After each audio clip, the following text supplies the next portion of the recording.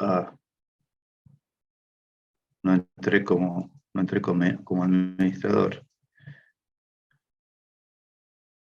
Está. Entré por otro lado. Bueno, esperen que no me deja compartir pantalla. Se ve que entré por mi calendario de Google y no entré por el Zoom. Entonces no puedo entrar como administrador y no me deja compartir pantalla. Así que voy a voy a cerrar la sesión, salgan todos y esperen que vuelva a abrir la sesión y entran ahí.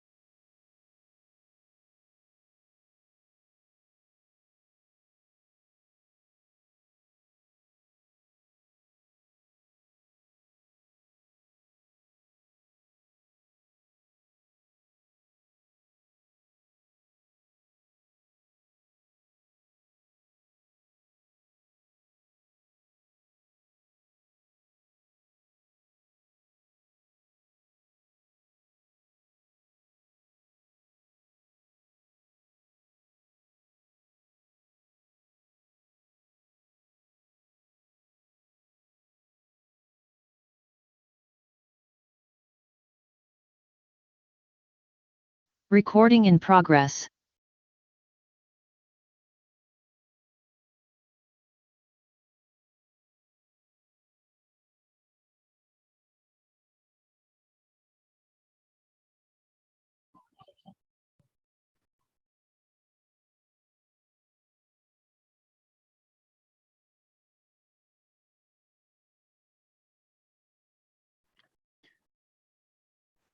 Hola, ¿me escuchan?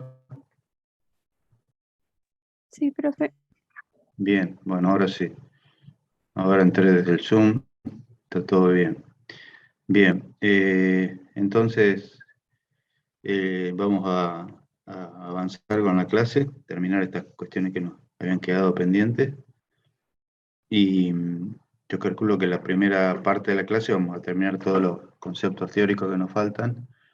Y la segunda parte de la clase lo vamos a utilizar para resolver algunos ejercicios típicos de la guía.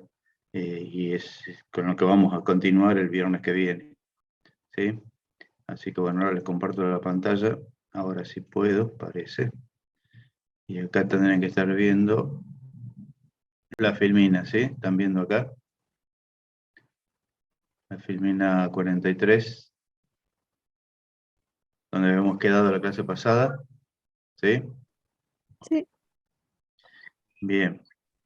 Bueno, recuerden que habíamos estado discutiendo esto, los dos posibles mecanismos para la hidrólisis de un éster en medio básico, planteando un mecanismo que era similar a una SN2, que era como una posibilidad, el mecanismo que tenemos descrito acá a la izquierda, que involucra la ruptura del oxígeno alquílico, y el otro mecanismo alternativo, que es el ataque del oxidrilo al grupo carbonilo del éster, con ruptura en la etapa lenta del enlace acílico, del oxígeno acílico, el carbono carbonílico y el oxígeno del lado del alcohol. Y bueno, habíamos presentado la evidencia experimental que sostenía, como discutimos en la clase pasada, el mecanismo de la derecha, la ruptura del oxígeno acílico. En el caso de, por ejemplo, la marcación de un éster, propanoato de etilo, marcado con oxígeno 18 en el oxígeno del alcohol, o sea, un éster que se prepara, por ejemplo, a partir de ácido propanoico con etanol marcado con oxígeno 18, que son reactivos marcados isotópicamente que se consiguen de manera comercial. Hay empresas en Estados Unidos, hay en Australia también, un laboratorio dependiente del gobierno australiano que se dedica a hacer compuestos marcados isotópicamente, con oxígeno 18, con carbono 13, con deuterio, etcétera, con distintos tipos de isótopos estables generalmente, o sea, isótopos no radiactivos. Bueno, entonces en este caso el propanoato de etilo, marcado con oxígeno 18, sometido a hidrólisis en medio básico con hidróxido de sodio, daba dos productos, el propanoato de sodio y cualquier éster, ¿no? Sometido a hidrólisis en medio básico va a dar el ácido y el alcohol correspondiente. El asunto está en determinar dónde queda la marca. El oxígeno 18 quedó del lado del alcohol. Y esto sostiene entonces el mecanismo de la ruptura del oxígeno acílico. Si el mecanismo hubiera sido el opuesto, el alternativo, mejor dicho, el mecanismo alternativo de la ruptura del oxígeno alquílico, el oxígeno 18, que sería este que está ahí, habría quedado de este lado, del lado del carboxilato. O sea, se habría obtenido el propanoato de sodio marcado con oxígeno 18 y no el alcohol etílico. Entonces, esta ya es una evidencia experimental que sostiene el mecanismo de la ruptura del oxígeno acílico. Y la otra evidencia experimental era el uso de un éster de un alcohol quiral, como en este ejemplo del acetato de el R1 más feniletilo. Entonces, la hidrólisis va a dar el acetato de potasio y el alcohol, ¿sí? Y el alcohol puede ser el alcohol dextrógiro, que es el que está indicado acá, el R, 1-feniletanol, o podría ser el alcohol levógiro, ¿sí? Que sería el S, 1-feniletanol. Entonces se hace la hidrólisis en medio básico, etanol agua como solvente, ¿sí? Algo parecido podría haberse usado acá arriba, y se va a obtener la sal del ácido acético, o sea, el acetato de potasio, en este caso estamos utilizando hidróxido de potasio, y el alcohol. Cuando se separa la mezcla, se toma el alcohol y se le mide su poder rotatorio, se observa que el alcohol obtenido es el alcohol dextrógiro, ¿sí?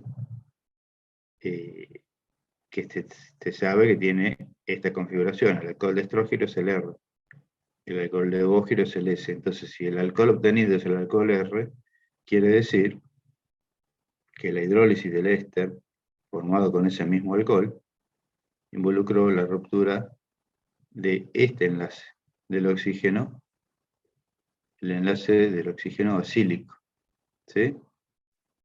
Porque entonces, después que se rompió este enlace,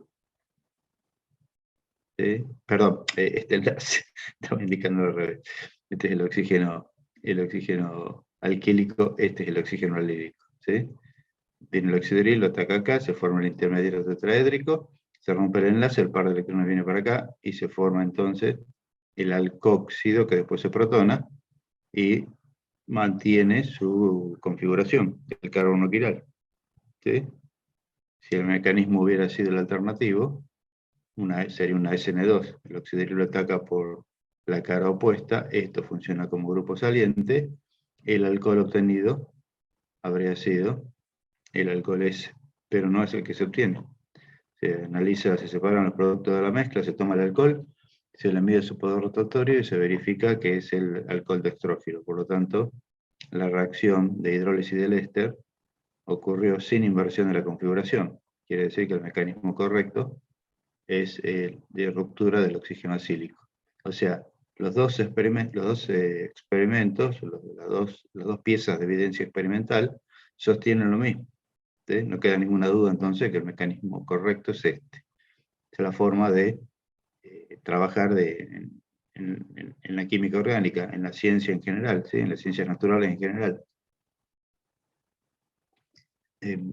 tener evidencia experimental que sostenga la hipótesis que estamos planteando. La hipótesis que se plantea, en este caso, bueno, son dos hipótesis alternativas. ¿Sí? Y bueno, toda esta evidencia experimental sostiene esta hipótesis. Esta hipótesis entonces es la correcta. El mecanismo de hidrólisis de ésteres en medio básico va por esta vía y no por la vía alternativa. Bueno. Entonces con eso ya creo que queda claro, ¿no? Todo lo que queríamos decir en la clase pasada, que se nos cortó la última parte de la clase y había quedado un poco trunco esto. Bueno, espero que les haya quedado claro. Bien, nos queda por ver entonces reacciones de reducción de ésteres, pero antes, ya que estamos en el tema, hidrólisis en medio básico es si se toma una grasa que es un éster de glicerilo, vamos a tener entonces lo que llamamos la reacción de saponificación, ¿sí?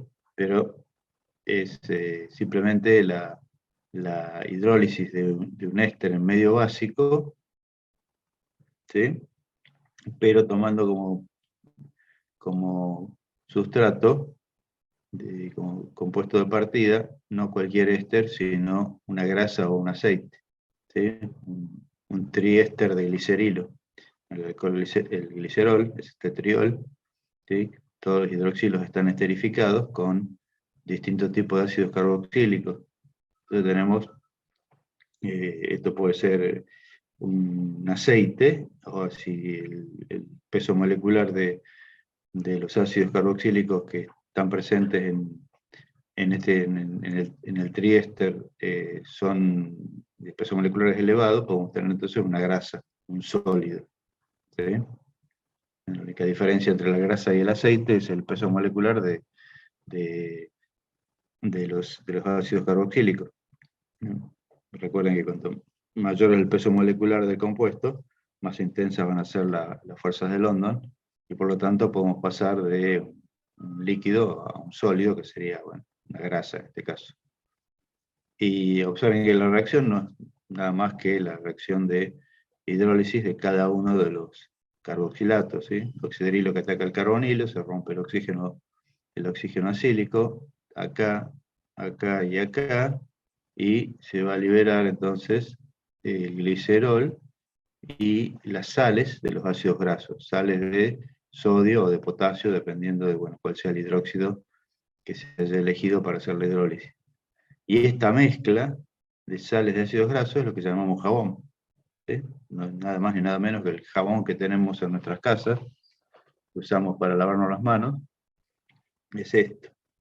Esencialmente es esto. Esto es lo que ejerce en la función de limpieza de la grasa, de la grasitud de las manos, bueno, del cuerpo en general, ¿sí? Esto es la esencia del jabón. Después, bueno, se le agrega perfumantes, colorantes, etc. Algunos son jabones de glicerina, o sea, también tienen glicerol incluido. Así que, bueno, hay distintas variantes, pero lo que limpia es esto, ¿sí? ¿Por qué limpia? Porque vamos a ver cómo es la estructura, ¿sí? Un ácido carboxílico, como carboxilato, tenemos un compuesto que tiene un extremo que es hidrofílico, que es justamente el grupo carboxilato, el grupo polar, y después toda la larga cadena hidrocarbonada es lipofílica, ¿sí? Entonces, fíjense que, bueno, acá estamos planteando todos ácidos grasos saturados, pero puede haber también algún ácido graso insaturado. Y las cadenas de distinto tamaño, ¿sí? Y acá estamos simbolizando, fíjense, 2, 4, 6, 8, 10, 12, 13, 14 carbonos, ¿sí? Y acá 2, 4, 6, 8, 10, 11, 12, 14, 12, 16, 18, bueno, toda una mezcla, ¿no? Pero cadenas largas, de 10 en adelante generalmente, tenemos entonces el extremo lipofílico de los ácidos carboxílicos, ¿sí? Entonces, un carboxilato de sodio, una mezcla de esto, se pone en agua, se forma lo que se llama una dispersión coloidal de agregados esféricos, que son las micelas, ¿sí? Las micelas son estos agregados de ácidos de carboxilatos de sodio, donde se incluyen unas 50 a 100 moléculas de carboxilato de sodio, ¿sí? Que se disponen de esta manera.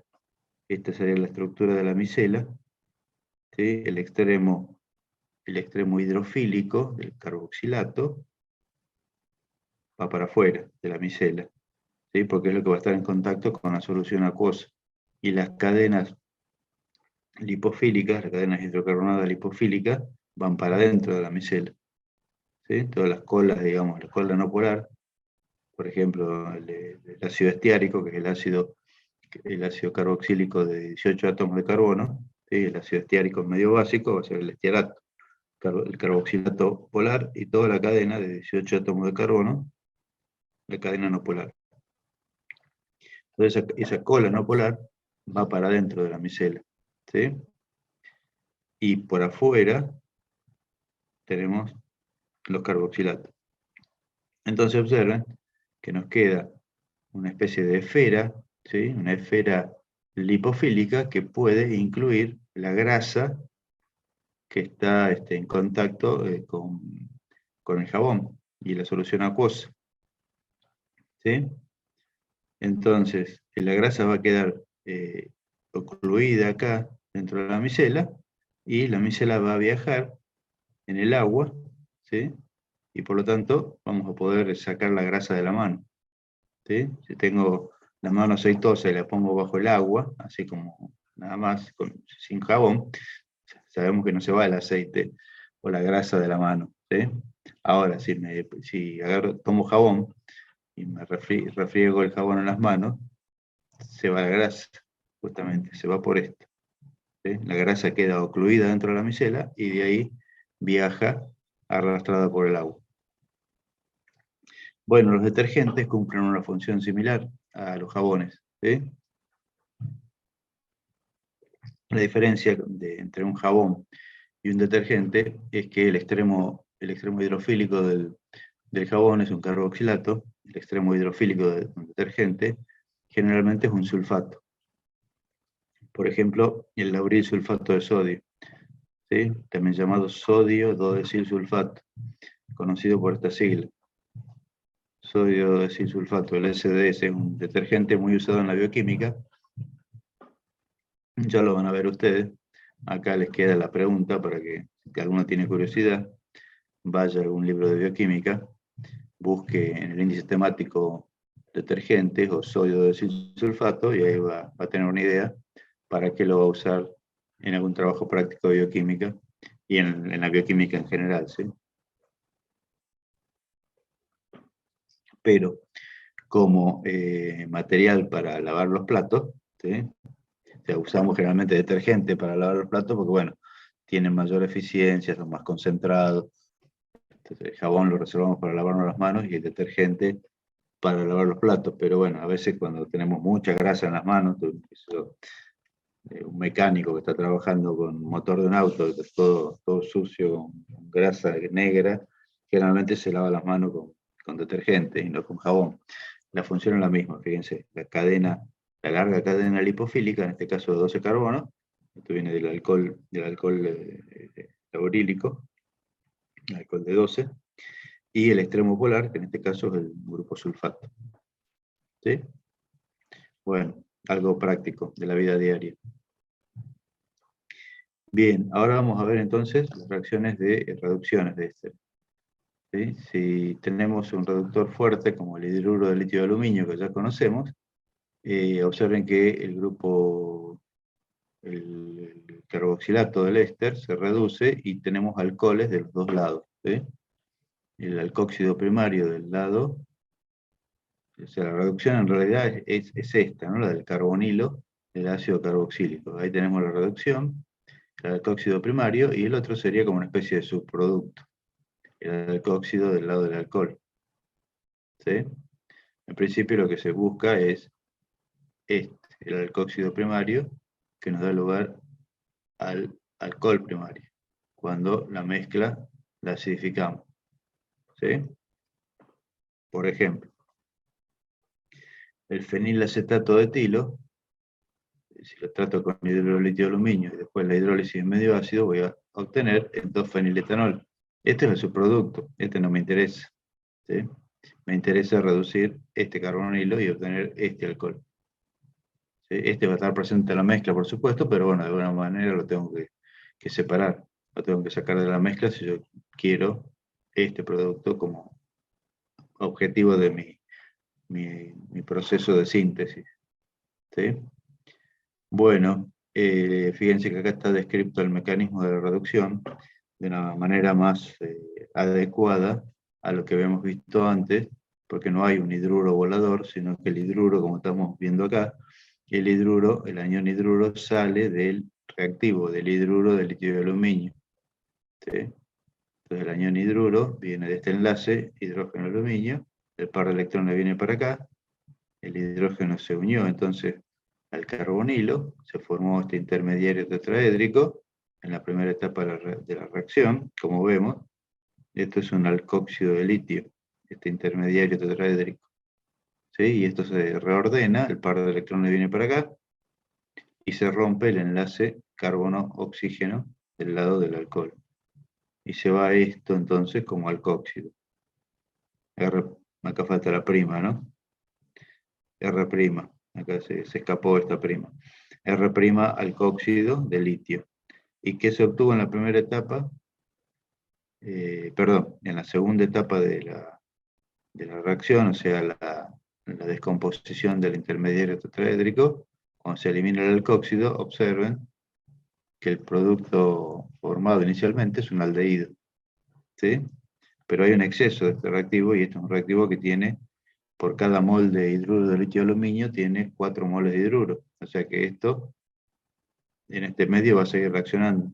No se puede aislar el aldehído. El aldehído sigue reaccionando, y un segundo mol de hidruro va a atacar al carbonilo del aldehído, y acá se va a formar la sal de litio, el alcóxido de litio, ¿sí? De lo que era inicialmente el aldehído, que a su vez era anteriormente el éster. Entonces, ya está, la reacción ya llegó a este punto, finalmente después se agrega agua medio ácido y ahí se tiene el alcohol primario. Este R es este de acá, ¿sí? El R' terminó acá, acá agréguenle en sus apuntes, si tienen por ahí los papeles, agréguenle la prima acá, porque esto viene del alcohol, y esto es lo que viene del lado del ácido. ¿Sí? Sería en este caso, en este ejemplo, el 2-feniletanol. ¿Está bien?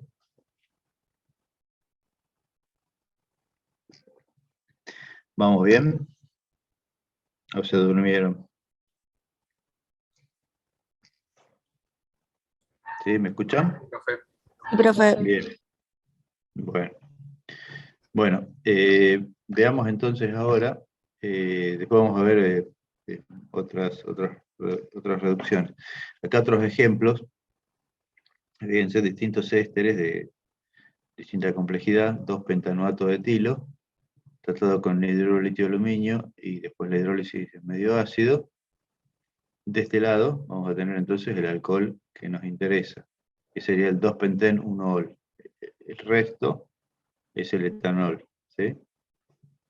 Y observen que en el caso de una lactona, o sea, un éster cíclico, cuando se hace la reducción, los dos grupos oxidrilos quedan en la misma cadena, ¿sí? Porque esto es un compuesto cíclico. Entonces vamos a tener el alcohol en este carbono, y acá en este otro carbono el otro alcohol. Hidroxilo acá, hidroxilo acá, ¿sí? Mismo mecanismo, se va a formar el alcóxido intermediario, nada más que en este caso, cuando el alcóxido, bueno, se va a formar, sí, el alcóxido se va a formar el aldehído, pero cuando se forma el aldehído y se rompe este enlace, nos queda el hidroxilo acá en la cadena. Y después en el extremo, donde teníamos acá en este carbono un carbonilo de aldehído, después termina la reducción. ¿Sí? Finalmente se obtiene el diol. Ahí queda claro el destino de los átomos de oxígeno cuando los marcamos, digamos, adrede, con distintos colores para ver dónde termina cada átomo de oxígeno. ¿Sí?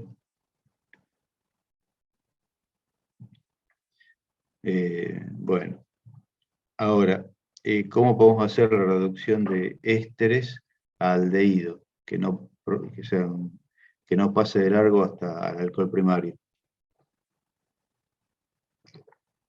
En estos casos hay que utilizar otro tipo de reductor, un reductor moderado, como es el DIVA. ¿Sí? El DIVA es la DIVA con H, es la sigla que se utiliza para el hidruro de diisobutilaluminio. ¿Sí?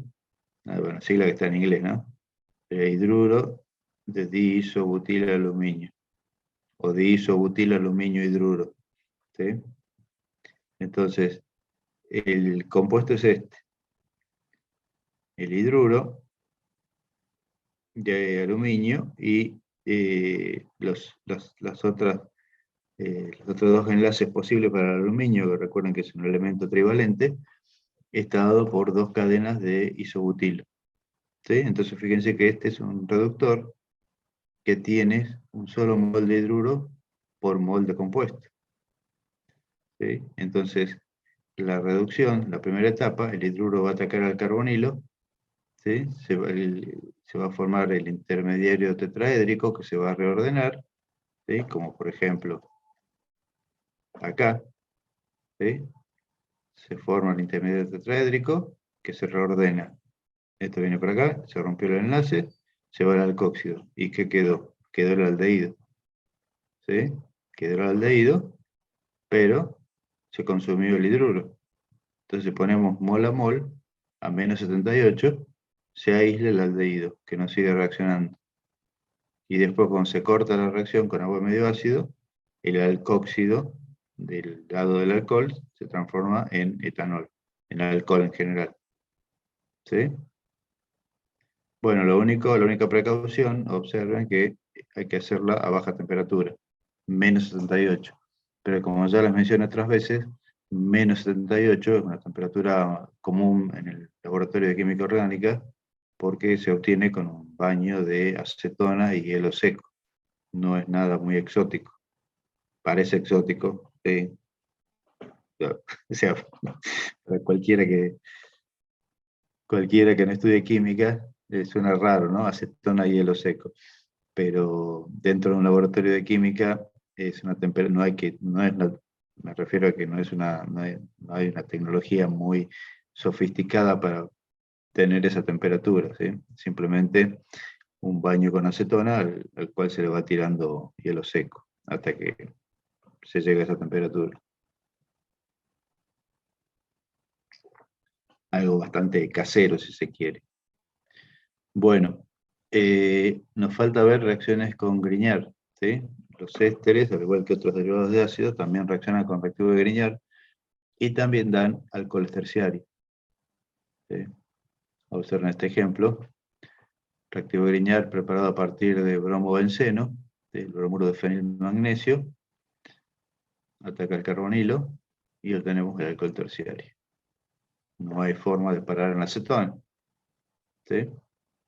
Y ahora, si se hace la reacción con una lactona, también se obtiene un alcohol terciario, ¿sí? En el carbono carbonílico de la lactona. Y después, como esto se abre y el oxidrilo queda en la misma cadena, tenemos este compuesto. ¿Sí? Acá lo que no está indicado como subproducto, fíjense de Grignard sobre el éster, el subproducto, ¿cuál va a ser? Metanol. ¿Está bien? Porque es lo que se obtiene en la primera etapa. Nucleófilo cualquiera que ataca acá, intermediario tetraédrico. Ese intermediario tetraédrico se reordena y elimina alcóxido. ¿Sí? Y en la primera etapa, recuerden, sería una acetona. ¿Sí? La acetona a partir de este éster y eliminación del alcóxido. Después, bueno, la reacción prosigue y da el alcóxido del alcohol terciario. Cuando agregamos medio ácido, tenemos este alcohol más, que no estaríamos indicando acá, vamos a poner, ¿sí? Más el subproducto sería, como este es un benzoato de metilo, sería el metanol, CH3OH, ¿sí? Ese sería el subproducto de esta reacción.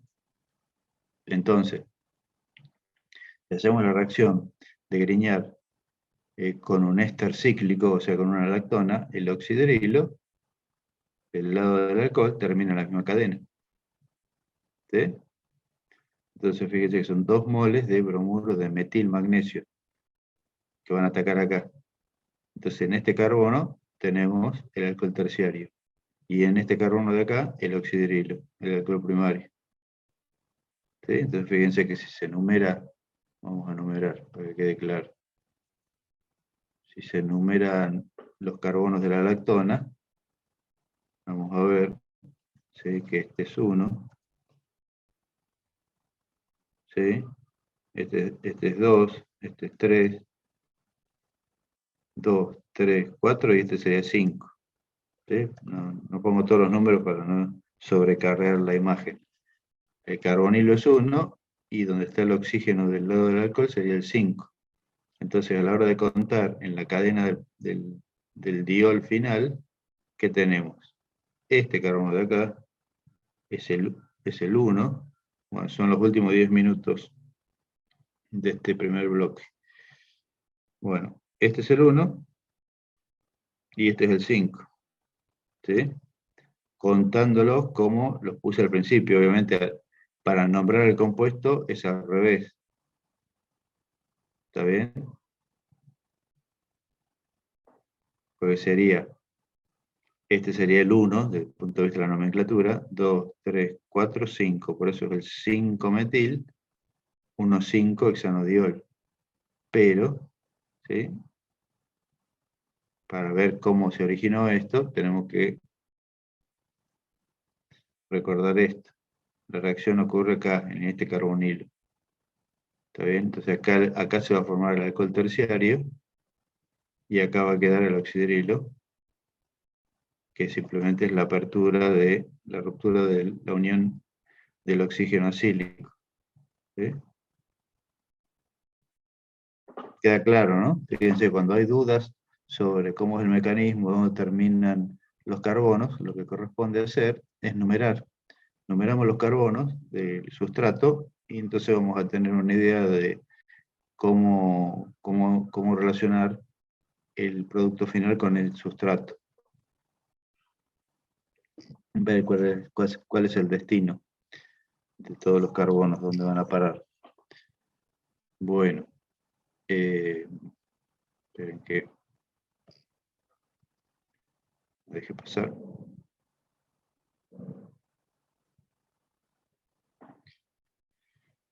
Bien, hasta acá entonces con los ésteres. Y ahora vamos a pasar con amidas y de nuevo la misma secuencia. Así vamos a ver reacciones de hidrólisis, reacciones de reducciones, reacciones de Grignard, las mismas reacciones que veníamos viendo.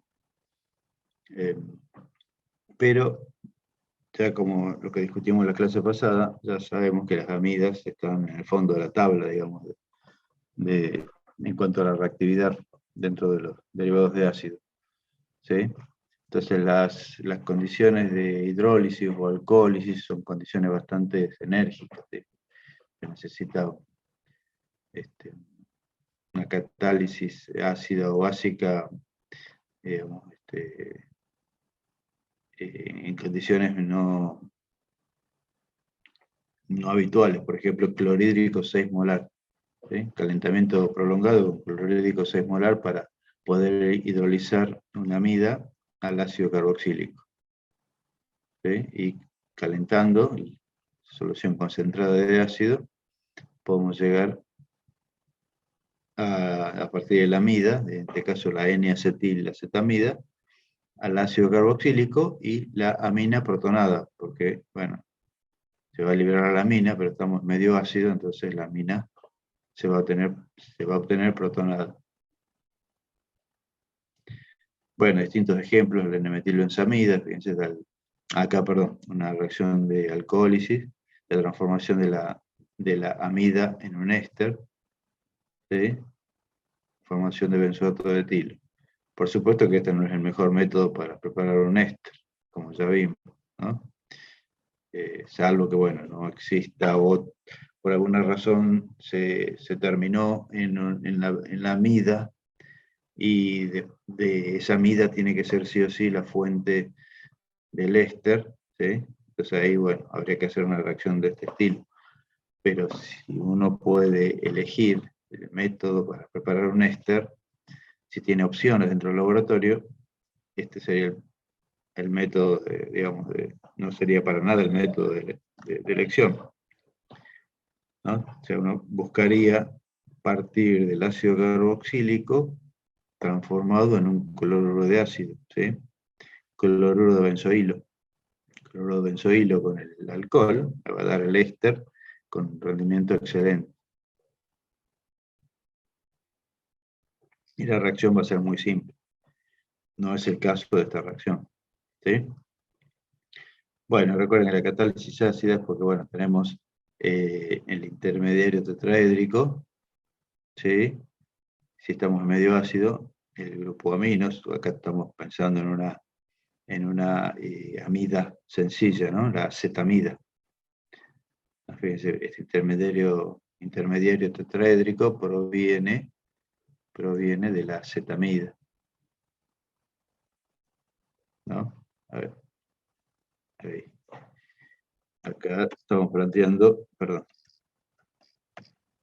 CH3, carbonilo, NH2, ¿sí? La amida, una amida muy sencilla, la amida primaria del ácido acético, acetamida. ¿Sí? La acetamida medio ácido, el agua va a atacar al carbonilo. Recuerden que hay varios intermediarios tetraédricos, vamos a llegar a este, y estamos en medio ácido, entonces el NH2 se va a protonar. ¿Y qué tenemos ahora? Cuando llegamos a este intermediario tetraédrico, estamos viendo que tenemos un intermediario protonado con un excelente grupo saliente que es la molécula de amoníaco. Entonces, ahí se reordena el intermediario, el par de electrones viene para acá, se rompe este enlace y se va el amoníaco. ¿Sí? Bueno, esperen que... No, lo que quería hacer era esto. Esperen que voy a borrar esto. Ahí está. Entonces, fíjense, la alternativa es que si estamos en medio básico, la hidrólisis va a ser un poquito más complicada. ¿Sí? Si no hay protonación del amino, el grupo saliente, fíjense que sería el anión amiduro, ¿sí? Una especie muy básica. Entonces, a diferencia del amoníaco, es una especie básica, pero mucho menos básica que esta, por lo tanto, esto es mejor grupo saliente que esto. ¿Sí? Bueno, entonces podemos hacer la hidrólisis de las amidas en medio ácido fuerte, ¿sí? Clorhídrico 6 molar y calentando. Bueno, acá está el detalle del mecanismo de la amida primaria. ¿Sí? El agua, es decir, primero se protona el oxígeno del grupo carbonilo, ¿sí? De la amida. Eso facilita el ataque del nucleófilo, en este caso es el agua. Primer intermediario tetraédrico, el oxígeno que viene del agua protonado, ¿sí? Después, bueno, hay otros intermediarios tetraédricos, entre ellos la protonación del amino, ¿sí? Faltaría dibujar uno que sería, bueno, acá esto pierde el protón, tenemos el intermediario tetraédrico neutro, y después en el medio ácido se protona el amino y tenemos este. ¿Sí? Y a partir de este podemos ver entonces que el agua se lleva este protón, esto viene para acá, y esto viene para acá, se va amoníaco, y ahí tenemos, ¿sí? El ácido carboxílico, el producto de la hidrólisis. Medio ácido, amoníaco como grupo saliente, pero como estamos en medio ácido, el amoníaco automáticamente se transforma en amonio. ¿Sí? Bueno, entonces, la hidrólisis en medio básico es más dificultosa. Fíjense las condiciones. Hidróxido de sodio 40% y calor. ¿Sí? Hidróxido de sodio 40% es el límite de la disolución del hidróxido de sodio en agua. ¿Sí? No se puede obtener una solución de hidróxido de sodio más concentrada que 40%. Si agregamos más ya solución saturada, el hidróxido de sodio no se disuelve en agua, más allá del 40%. ¿Sí?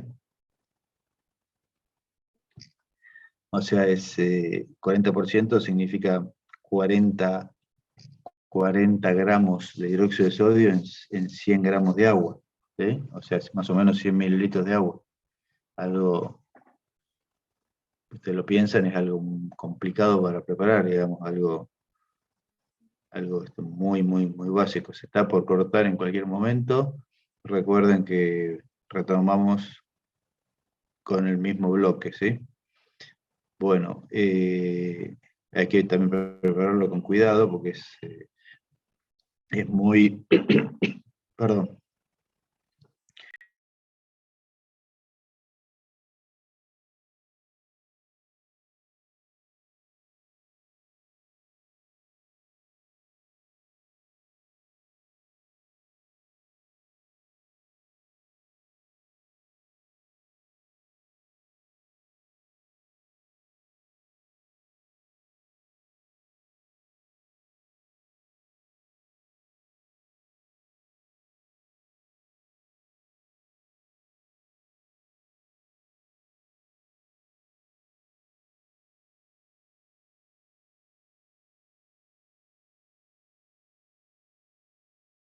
Recording in progress.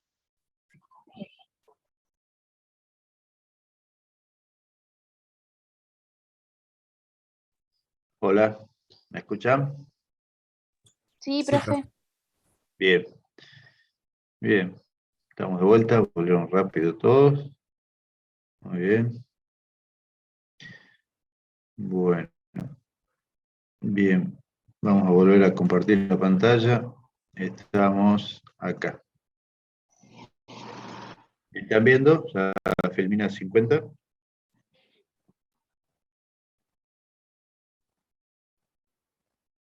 ¿La ven? Sí, profe. Bien. Bueno, les decía, ¿no? Que la solución de hidróxido de sodio 40% es complicada de preparar porque además es muy exotérmica la preparación. Hay que ir agregando con cuidado el hidróxido de sodio. Son 40 gramos en 100 mililitros de agua, de a poquito, y va levantando mucha temperatura y bueno, después hay que tener mucho cuidado. Siempre también otro reactivo que hay que manejar con guantes porque es,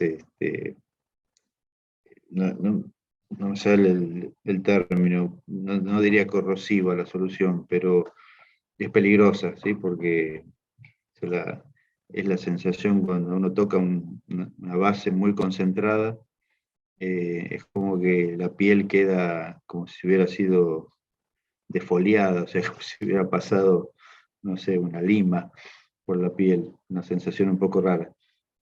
Por eso es un reactivo que no hay que tocar, que hay que manipular con guantes, siempre con guantes en este tipo de situaciones. En general, en el laboratorio siempre con guantes, pero a veces, bueno, hay cosas que son no tan peligrosas y a veces se puede manipular sin necesidad de un guante. Pero en el caso de reactivos peligrosos, o obviamente reactivos patológicos, siempre hay que trabajar con guantes puestos. Bueno, la cuestión es que esta hidrólisis en medio básico es más dificultosa, ¿no? ¿Qué les parece? ¿Por qué? Fíjense que acá arriba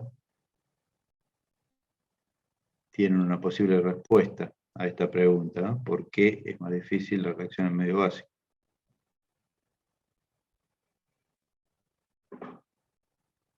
¿Qué les parece?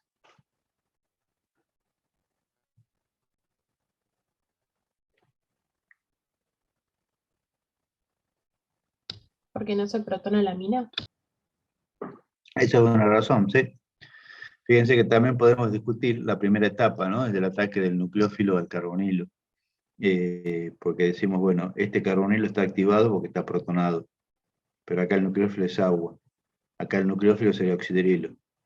En principio, podemos decir, bueno, si comparamos la primera etapa de la reacción, por ahí serían similares, digamos, acá hay un nucleófilo más fuerte, aunque el carbonilo no está tan activado como como en medio ácido, ¿sí? Entonces ahí es un poco discutible ver cuál es más rápida, si la primera etapa del ataque del nucleófilo en medio ácido o el ataque del nucleófilo en medio básico. Eso se presta a discusión, ¿sí? Porque un análisis que se puede hacer así, como les mencionaba, analizando los dos factores. Fuerza del nucleófilo por un lado, reactividad del carbono carbonílico por el otro. Pero después, cuando llegamos al momento de la descomposición del intermediario tetraédrico, en medio ácido tenemos esto. En medio básico tenemos que el grupo saliente, como decíamos, es el amiduro. Entonces, en principio, tiene que ser más lenta una reacción de hidrólisis de una amida en medio básico. Bien. Entonces, fíjense, lo que tenemos acá, no, el ataque del oxidrilo del carbonilo, intermediario tetraédrico, medio básico que se reordena, eliminación de amiduro, estamos en medio básico, el amiduro se lleva el protón, carboxilato y amoníaco. ¿Sí? Bueno, y una amida primaria se puede deshidratar, ¿sí? A un nitrilo. Fíjense, no vamos a ver el mecanismo, bastante complejo, pero en principio lo podemos estudiar así, ¿no? Fíjense que qué es lo que se tiene que ir de la amida para llegar al nitrilo, triple enlace carbono-nitrógeno. Bueno, fíjense, deshidratación. ¿Por qué? Porque se va oxígeno y 2 hidrógenos, se va una molécula de agua. ¿Sí? Pentóxido de fósforo es un deshidratante muy utilizado. A 80 grados obtenemos el nitrilo. ¿Sí? Hay otros deshidratantes más, ¿está bien? Y el pentóxido de fósforo es un sólido blanco cristalino, que es muy higroscópico, y por eso se suele utilizar en los desecadores. Vieron que en el laboratorio hay un desecador que está medio desarmado, ¿sí? Es un recipiente grande que tiene una placa de porcelana perforada que se pone en la base, y abajo de esa placa de porcelana perforada va un cristalizador en el cual se puede poner el reactivo deshidratante, por ejemplo, pentóxido de fósforo. ¿Sí? Arriba de la placa se pone el material que se quiere deshidratar. Por ejemplo, puede ser un balón que se pasó primero por un evaporador rotatorio, pero puede haber quedado algo de agua, entonces ese balón con el compuesto que se está purificando se pone en el sistema de deshidratación, ¿sí? En el secador. Y el desecador se tapa, tiene una tapa de vidrio esmerilada y que apoya el cuerpo del desecador, que también tiene, digamos, lo que soporta la tapa también está esmerilado. Entonces, esmeril con esmeril de vidrios cierra bastante bien, y la tapa tiene un pico, ¿sí? Que permite la conexión a una bomba de vacío. Entonces se puede hacer vacío en el desecador, después se saca, se gira la tapa para que quede todo cerrado, se saca la manguera que conecta la bomba de vacío, y ahí se deja un par de horas o de un día para el otro, se deja el material en el desecador, y de esa manera se elimina el agua del sólido que queremos seguir trabajando. Y el pentóxido de fósforo absorbe toda esa agua y se transforma en ácido fosfórico. Y bueno, es muy simple después del tratamiento, porque hay que renovar el pentóxido de fósforo, se desarma todo, se saca el cristalizador con que tiene ahí ya el ácido fosfórico, se lava y se vuelve a agregar pentóxido de fósforo para proceder a otro secado.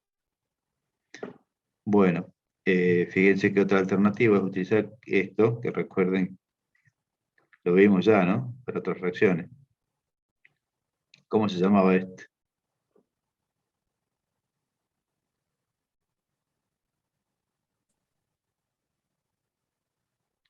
¿Alguien se acuerda del nombre del reactivo? Tiene un nombre común. El cloruro de tionilo. Exactamente. Muy bien, cloruro de tionilo. ¿Y dónde lo vimos? ¿Para preparar qué cosa? ¿A partir de qué?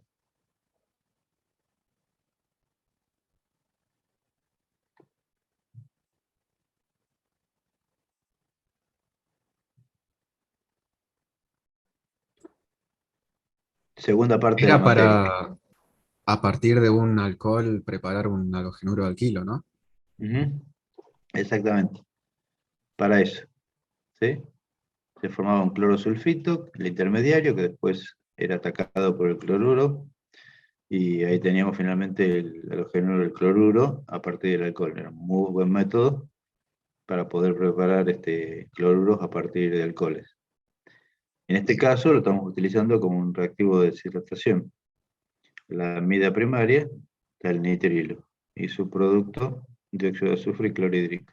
¿Sí? Por eso esta reacción procede con buenos rendimientos porque justamente uno de los productos es un gas que se va a ir del medio. ¿Sí?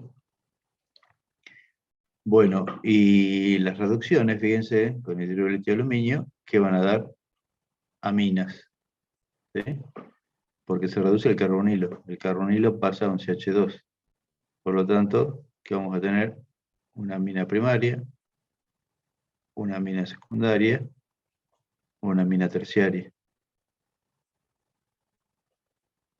¿Sí?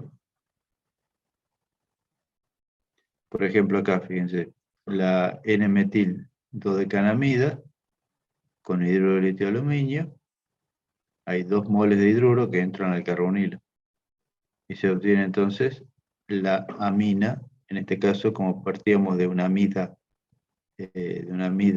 secundaria, se obtiene una amina secundaria, la dodecilmetilamina. ¿Sí? Y en el caso de una lactama, ¿sí? Que es, recuerden, una amida cíclica, se obtiene una amina cíclica. ¿Sí? En este caso no hay ruptura del enlace carbono carbonílico nitrógeno, por lo tanto tenemos la amina cíclica. ¿Sí? A diferencia de la hidrólisis de una lactona, donde teníamos un diol. Bueno, fíjense que el mecanismo que está acá de alguna forma resumido, de nuevo el hidruro volador, que no es lo ideal, el hidruro, recuerden que sale del hidruro de litio de aluminio, ataca al carbonilo de la amida, se forma este primer intermediario, ¿sí? Que se reordena de esta manera. Par de electrones del nitrógeno viene para acá, se rompe el enlace carbono-oxígeno, ¿sí? Que se va esto como una especie de alcóxido de aluminio. Y ahí que se forma un ion iminio. Y el ion iminio es el que sufre el ataque del segundo mol de hidruro. ¿Sí? Para dar finalmente, fíjense, la amina. ¿Sí? Por este caso, fíjense que no se rompe el enlace carbono-nitrógeno, sino que se rompe el enlace carbono-oxígeno. Porque el aluminio está formando una especie de complejo con el nitrógeno y facilita la salida de este oxígeno asociado al complejo que está formando parte del aluminio. Por eso se rompe principalmente este enlace y no este. ¿Sí? O sea, el grupo saliente de este complejo es un mejor grupo saliente que este grupo saliente. ¿Sí? Bueno, podría pensar que después la reacción sería eliminación de amiduro, pero no, el amiduro es una base muy fuerte, entonces la base que se elimina es de este lado. ¿Sí? Por eso después la segunda etapa es la reducción del liminio para dar la amina. ¿Sí? Es un mecanismo un poco diferente a la hidrólisis de éster, pero se entiende por bueno, la distinta naturaleza química de la amida y el intermediario tetraédrico involucrado que tiene una estructura diferente. Bien, bueno, hasta acá no hay mucho para discutir más de las amidas, la hidrólisis dificultosa y estas reacciones de reducción, ¿sí? Y vamos a terminar con los nitrilos. Y los nitrilos también, de nuevo, reacciones generales parecidas a los demás derivados de ácido, nada más que son, como mencionábamos en la clase pasada, son derivados de ácidos un poco más difíciles de relacionar con los ácidos porque no vemos la similitud entre un grupo ciano y un carboxilo de un ácido. ¿Sí? Pero fíjense que mirando la estructura de un nitrilo, vemos que el carbono tiene un diferencial de carga positiva, ¿sí? Porque el nitrógeno es más electronegativo. Entonces, ahí podemos entender por qué un nitrilo puede reaccionar con nucleófilos, ¿sí? Distintos tipos de nucleófilos para dar un intermediario de una estructura un poco particular, solamente presente en un nitrilo, que puede ser esta, ¿sí? Un doble enlace carbono-nitrógeno y el nitrógeno con carga negativa, esto que no se va a aislar, y a partir de acá, distintos productos. ¿Sí? Vamos a ver algo de todo esto entonces. Y de nuevo, en nuestro esquema general de reacciones, el nitrilo, hidrólisis, por ejemplo, la primera etapa de hidrólisis de un nitrilo, fíjense que es una amida. ¿Sí? Así como de la amida por deshidratación pasamos al nitrilo, ¿no? Como vimos recién, deshidratación, que significa sacar 2 hidrógenos y un oxígeno. De ahí pasamos al nitrilo, triple enlace. Ahora, el camino inverso, la hidrólisis del nitrilo, agregarle agua, nos lleva a la amida. Y la amida, como ya sabemos, se puede seguir hidrolizando y llega al ácido. O sea que finalmente, una hidrólisis en medio ácido, por ejemplo, del nitrilo terminaría en el ácido carboxílico. Después, reducciones. La reducción, fíjense, en este caso, nos va a llevar a 2 hidrógenos agregados acá, 2 hidrógenos agregados acá, que tenemos entonces la amina primaria. ¿Sí? Y después habría otro tipo de reductor que puede llevar del nitrilo, puede transformarlo en un aldehído. ¿Sí? Ya esta para ahí es un poquito más rara, ¿qué está pasando acá? Esta es más fácil de ver. Esta es más difícil porque acá es como que se está yendo el nitrógeno como amoníaco, alguna especie por el estilo, ¿sí? Porque este carbono termina siendo un carbonilo de aldehído. Bueno, y después lo que sí son interesantes, son particulares, distintas de las reacciones de los demás derivados de ácido, las reacciones de Grignard. La reacción de Grignard de los otros derivados de ácido que vimos terminaban en alcoholes terciarios. Acá la reacción termina en acetona. ¿Sí? Vamos a ver por qué. Entonces, esto es bastante interesante porque podemos preparar a partir del nitrilo una reacción de Grignard cualquiera y terminamos en la acetona, ¿no? R, carbono, ahora se agregó un R'. Y este carbonilo, ya sabemos que es un grupo funcional muy importante que permite hacer muchas cosas. Acá podremos hacer una reacción de Wittig, por ejemplo, ya aumentamos la molécula con un doble enlace carbono-carbono a partir de este carbonilo. ¿Sí? O podemos hacer otro Grignard, pero con otro R' distinto, con R segunda.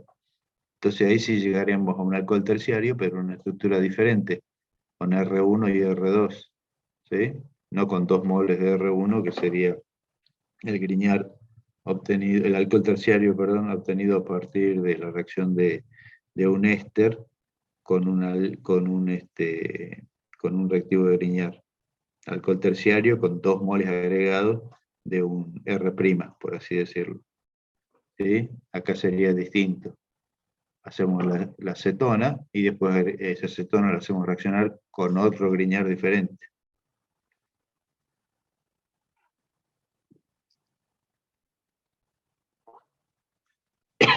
Perdón. Bueno, entonces veamos. La hidrólisis, ¿sí? Medio básico. Perdón. Me atraganté con el mate. Medio básico, amida primaria, y después sigue la hidrólisis, carboxilato. ¿Sí? El medio ácido, también, amida primaria, y después sigue la hidrólisis, pero no, como estamos medio ácido, ácido carboxílico y catión amonio. ¿Está bien? Los mecanismos son bastante complejos, pero no sé, este es un mecanismo, digamos, comparado con todo lo que vimos hasta ahora, donde tenemos discusiones con evidencia experimental, marcación isotópica, ésteres con alcoholes quirales, etc. Esos mecanismos son mucho más significativos, mucho más jugosos para discutir. También acá es como que es más de lo mismo y hay mucha complejidad y muchas etapas y bueno, no es tan significativo tener en cuenta estos mecanismos. ¿Sí? Pero fíjense que, de hecho, no está todo el detalle, ¿eh? Tenemos la protonación del grupo ciano, el ataque del nucleófilo, carbono, como se debe esperar, un primer intermediario que se desprotona, ¿sí? Después tenemos la protonación del amino, el nitrógeno, formación de lo que ya podemos ver acá, ya es la amina protonada, ¿sí? Y bueno, esto se desprotona, cambia la forma resonante de esta amina protonada, y a partir de acá varias etapas y terminamos en el ácido. O sea, no hace falta que conozcan todo este mecanismo, ya son demasiados mecanismos y este es uno más, y no es de los más relevantes, como ya veníamos diciendo, así que simplemente que sepan que se puede hacer la hidrólisis del nitrilo hacia el ácido carboxílico. Pasan dos, en este caso, siempre por una amida primaria, ¿sí? Y dependiendo de si estamos en medio básico o en medio ácido, vamos a terminar en el carboxilato o en el ácido carboxílico más amonio. Carboxilato más amoníaco o carboxílico más amonio. Nada más que eso. Bueno. La reducción, fíjense que es un mecanismo un poquito más complejo, la reducción con hidruro de litio de aluminio, ¿sí? Se forma en la primera etapa, bueno, un molde hidruro que ataca al carbono del grupo ciano, ¿no? Porque acá tenemos un diferencial de carga positiva, entonces el hidruro va a atacar ahí, se va a formar este complejo con aluminio, ¿sí? Que después puede ser atacado por un segundo molde hidruro, también en el mismo carbono, que sigue siendo el carbono con diferencial de carga positiva. Y se forma, fíjense, este otro complejo, donde hay 2 moles de una especie de aluminio que están estabilizando la carga negativa del nitrógeno. ¿Sí? Y por eso después cuando esto se hidroliza con agua medio ácido, este nitrógeno se protona y tenemos la amina. ¿Sí? Se descompone este intermediario que solamente se puede estabilizar gracias al aluminio presente en el medio y a partir de ahí se obtiene la amina. ¿Sí? es otro mecanismo un poco particular, pero se puede entender en base justamente a la estabilización de la carga negativa por la especie de aluminio que está ahí como subproducto. ¿Sí? Bueno, entonces los rendimientos, como pueden ver, son bastante buenos. El ortometilbenzonitrilo, que da la ortometilbenzilamina, 88%.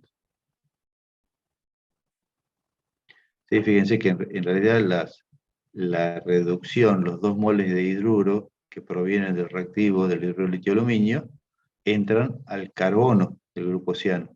¿Sí? Primer mol de hidruro y segundo mol de hidruro, que vienen de acá y vienen de acá. Los otros 2 hidrógenos que aparecen sobre el nitrógeno, para dar la amina, ¿de dónde vienen? Del agua. ¿Está bien? O sea, es cortar la reacción. Eso es lo que hace que se forme la amina. Pero la reducción del carbono del grupo ciano se dio en la primera etapa de la reacción, por acción justamente del reductor. ¿Sí?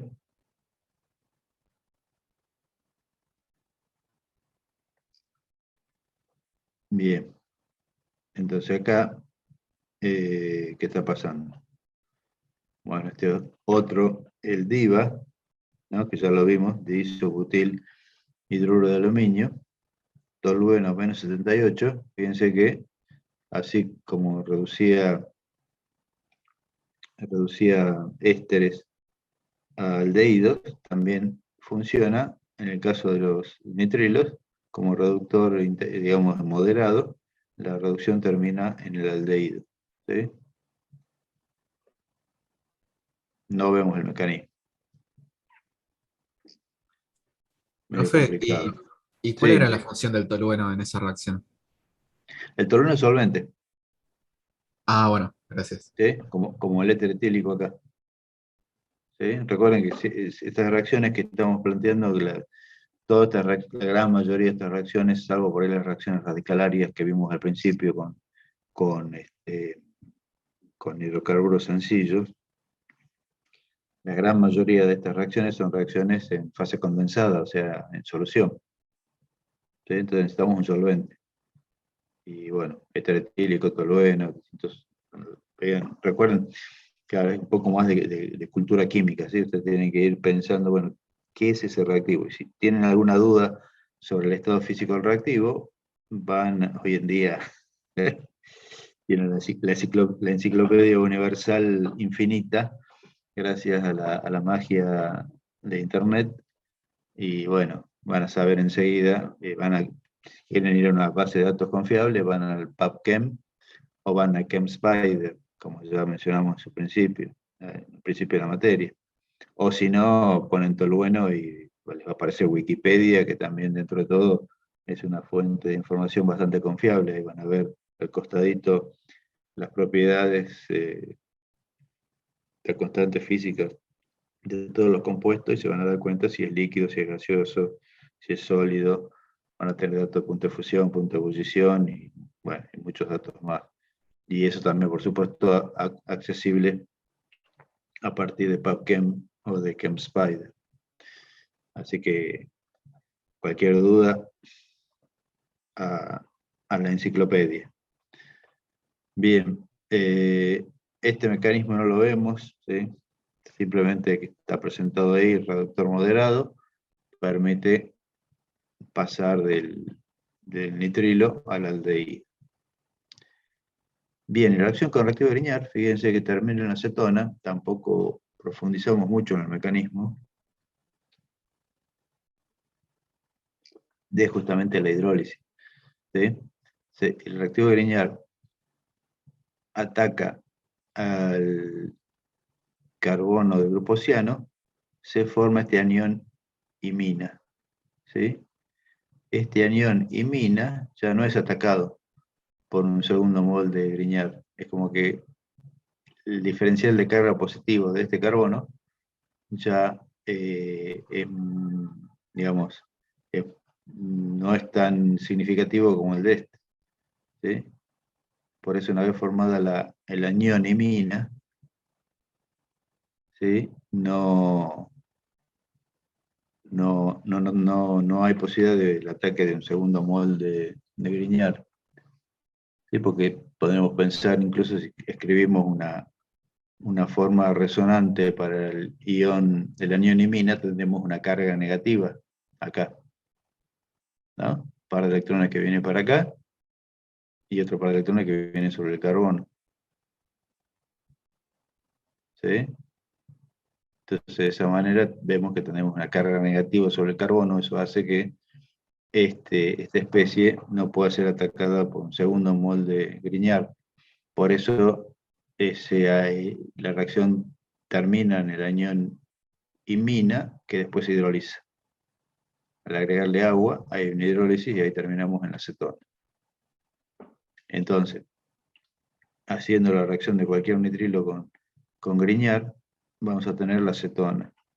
¿Sí? En este caso, benzonitrilo con bromuro de etilmagnesio se tiene esta acetona, la propiofenona, el nombre común.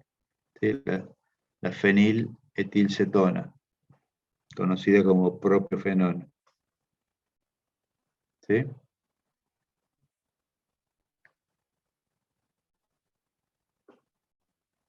Bueno, y acá fíjense que no se forma el alcohol, porque bueno, su producto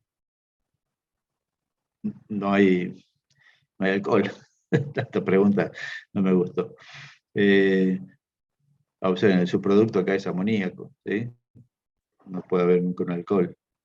Bueno, últimos 10 minutos de este segundo bloque. Entonces, fíjense que acá está un poco el mecanismo. El Grignard ataca, ¿sí?, al carbono del grupo ciano, se forma el anión imina o la sal de la imina, ¿sí? Carga negativa estabilizada por justamente la formación de una especie de sal con el magnesio del reactivo, y esto es lo que se mantiene estable y que después se hidroliza cuando se agrega agua medio ácido. ¿Sí? Ahí se obtiene la imina, que recuerden que la imina, miren lo que es la imina. La imina es justamente el carbonilo enmascarado. ¿Sí? Recuerden que la imina es producto de condensación entre un carbonilo y amoníaco. ¿Sí? Es el análogo a el análogo nitrogenado de un carbonilo.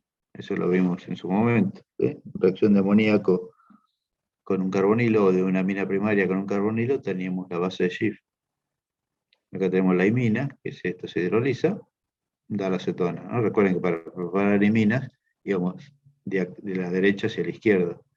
Compuesto carbonílico con amoníaco en medio ácido pH 4,5. Recuerden ustedes que era el pH óptimo para hacer la imina. Pero si yo la imina la pongo en un exceso de agua en medio ácido, se va a hidrolizar la imina y voy a tener acetona. ¿Está bien? Pero la acetona ya está al final de todo. O sea, la sal de imina es la que impide que esto siga reaccionando con más Grignard. Y después ya cuando corto la reacción, paso para allá. Esta por ahí es la reacción más importante de los nitrilos porque es única dentro de los derivados de ácido. ¿Sí? El único derivado de ácido que por reacción con un reactivo de Grignard permite preparar una acetona. Todos los demás terminan en un alcohol terciario. Bien.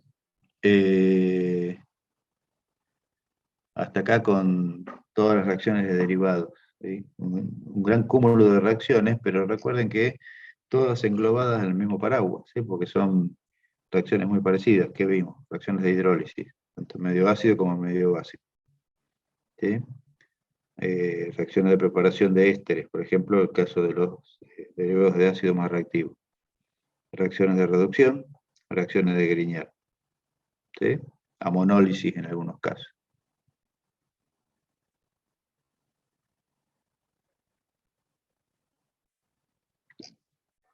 Parece que es una gran bola de reacciones, pero en realidad, si ustedes se enfocan y pueden sintetizarlas a 4 o 5 reacciones que son todas similares.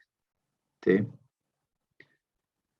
Y bueno, y como siempre, fundamental en el caso de desarrollo de mecanismos de algunas reacciones, tener en cuenta el medio, ¿no? Medio ácido o medio básico. Entonces, estar muy seguros, tener muy claros los conceptos de que si estamos en medio ácido, ¿sí? El nucleófilo va a ser agua y va a haber protonaciones. ¿Sí? Y si alguna especie está funcionando como base que se lleva un protón, esa misma base es el agua, ¿no? No hay que inventar un oxidrilo. Y al revés, si estamos en medio básico, nunca sacar protones voladores de la galera, sino protones transferidos por ahí por moléculas de agua. ¿Sí? O sea, eso es importante que tengan claro a la hora de ver, de estudiar los mecanismos y después de plantearlos. ¿Sí? Bueno, ¿alguna pregunta hasta acá?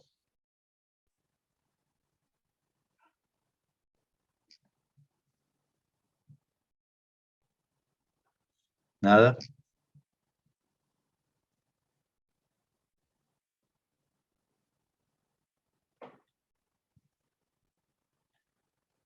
Bueno, vamos a ver entonces lo último que nos queda, el último tema eh,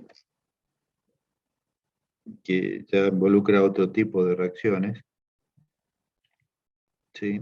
Que son reacciones de alguna manera, en cierta manera parecidas a las reacciones de condensación aldólica, porque involucran los hidrógenos alfa al grupo carbonilo de un éster. ¿Sí? Esos hidrógenos tienen una cierta acidez. Entonces, ahí podemos, debido a esa propiedad, podemos observar reacciones de condensación entre moléculas de un éster. ¿Sí? Recordamos conceptos generales, esta tablita ya la vimos. ¿Sí? Y fíjense que los ésteres son menos ácidos que las cetonas, que los aldehídos, ¿no? En el caso de, por ejemplo, el acetato de etilo tiene un pK del orden del hidrógeno alfa del grupo metilo, el hidrógeno en alfa del carbonilo del éster, un pK de 25, ¿sí? Contra un pK de 20 de una acetona y 17 del acetaldehído. ¿Sí? Pero bueno, hay una cierta acidez acá, que como ya vimos, si hay dos carbonilos, la acidez aumenta, ¿no? Por ejemplo, acá, fíjense, este compuesto tenemos un carbonilo de cetona y un carbonilo de éster. El hidrógeno en alfa, ambas carbonilos, es mucho más ácido que este, tiene un pK del orden de 10,7, o sea, este hidrógeno es tan ácido como el de un fenol, ¿no? El pK de un fenol, recuerden, está entre 9 y 10. O sea, esto es casi tan ácido como un fenol. O sea, en solución de hidróxido de sodio, esto va a estar como sal de sodio. ¿Sí? Bueno, esto ya lo vimos, la estabilización de los 2,4-pentanodiona, que nos explica la acidez, ¿no? Los 2,4-pentanodiona, la acidez del orden de 9. Y por ahí cerca, 10,7. Bueno, entonces, teniendo en cuenta esto, podemos entender las reacciones de condensación entre ésteres. ¿Sí? Y en este caso, desarrollada por este químico alemán, Claisen, y este método sirve para preparar beta-cetoésteres. ¿Sí? O sea, se toma el éster y se lo trata con alcóxido. De esa manera se provoca la autocondensación del éster y se genera el beto-zeta-éster y un alcohol como subproducto. ¿Sí? Entonces, fíjense que estas reacciones ustedes ven el esquema general, ven algo parecido a lo que vimos en su momento con la condensación aldólica. El hidrógeno en alfa, al carbonilo de una molécula del éster, formando el enolato del éster, ¿sí? Va a atacar al carbonilo de otra molécula del mismo éster. ¿Sí? Entonces se forma el intermediario tetraédrico, ¿sí? Y la nueva unión, carbono-carbono. Carbono alfa de una molécula del éster con el carbonilo de la otra molécula del mismo éster. ¿Sí? Ahí ya quedó la unión carbono-carbono. O sea, ahí ya está formado el compuesto de condensación. Se condensaron dos moléculas en una. Ahora, este intermediario tetraédrico se reordena. El par de electrones viene para acá y se rompió este enlace, el oxígeno acílico. Y se va entonces OR' como alcóxido. ¿Sí? Bueno, y ahí tenemos el beta-cetoéster. ¿Sí? Carbonilo en beta, carbono alfa y carbonilo de la otra molécula de lo que era inicialmente el éster. Por eso decimos que es un beta-cetoéster, porque de este lado es éster, y acá el carbonilo en beta, en grupo ceto en beta. Bueno, se va a cortar en unos 30 segundos más o menos y después retomamos con el último bloque de la primera parte, ¿sí? Bien. Entonces, ¿cómo sigue esto? Perdón, ejemplo. Después vemos cómo sigue el mecanismo. Yo tomo 2 moles de acetato de etilo, o sea, la reacción son 2 moléculas de acetato de etilo, ¿sí?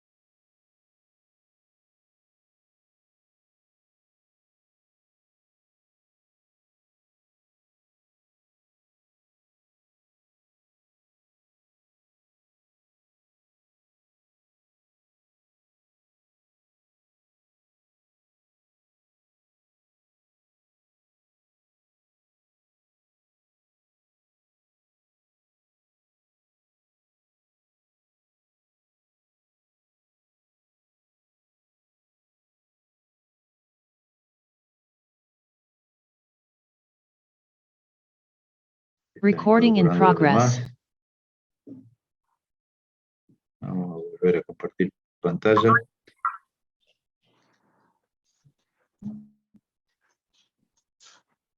Estamos acá. Están viendo, ¿no? De vuelta la filmina 59. Sí. Bien. Bueno, entonces fíjense que se toma acetato de etilo, ¿sí? Se va a autocondensar. ¿Qué se le agrega? En este caso necesitamos una base más fuerte que el hidróxido, ¿sí? Porque tenemos un pKa menor. ¿Sí? Fíjense, vamos para atrás. Vamos para atrás.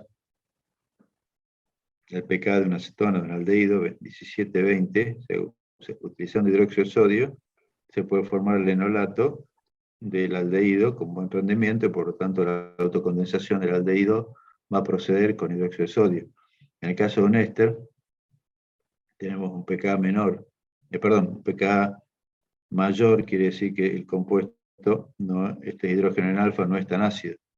Por lo tanto, para poder formar el enolato del éster con buen rendimiento, se necesita una base más fuerte que el oxidrilo. Por eso utilizamos un etóxido, alcóxido en general. ¿Sí? Bueno, y si se trata de un éster de etilo, el alcóxido que se va a elegir es justamente el etóxido. ¿Sí? Acetato de etilo, etóxido de sodio. Si fuera un éster de metilo, estaría mejor utilizar metóxido de sodio. ¿Sí? Entonces, ¿cuál es la reacción que tenemos acá? Es justamente la reacción de condensación de Claisen. ¿Sí? Le agregamos el etóxido de sodio, se va a formar el enolato del éster, que va a atacar a otra molécula del mismo éster, y va a dar finalmente el beta-cetoéster y el alcohol. ¿Sí? Acá estamos indicando el beta-cetoéster, el alcóxido. ¿Sí? Ahora hay que acidificar para poder obtener el beta-cetoéster, que en este caso observen que es lo llamamos acetato de etilo, es el nombre común. ¿Sí? Acetato de etilo. El nombre común del producto de condensación de Claisen del acetato de etilo. Vamos a ver por qué hay que agregar agua en medio ácido para obtener finalmente el beta-cetoéster. ¿Sí? Si partimos de propanoato de etilo, con el tóxido de sodio, y después acidificando, se va a obtener, ¿no? Fíjense esto, el 2-metil 3-oxo-propanoato de etilo. Acá estamos utilizando una nomenclatura un poco más IUPAC. ¿Sí? ¿Por qué se obtiene este producto? Porque justamente estos 3 carbonos de acá, carbonilo, CH, CH3, ¿sí? Estos provienen de la molécula del propanoato de etilo que forma el enolato. ¿Sí? El hidrógeno alfa se va de acá, nos queda la carga negativa, el enolato del éster que ataca al carbonilo de otra molécula del mismo éster, de propanoato de etilo. ¿Sí? Que va a sufrir este proceso.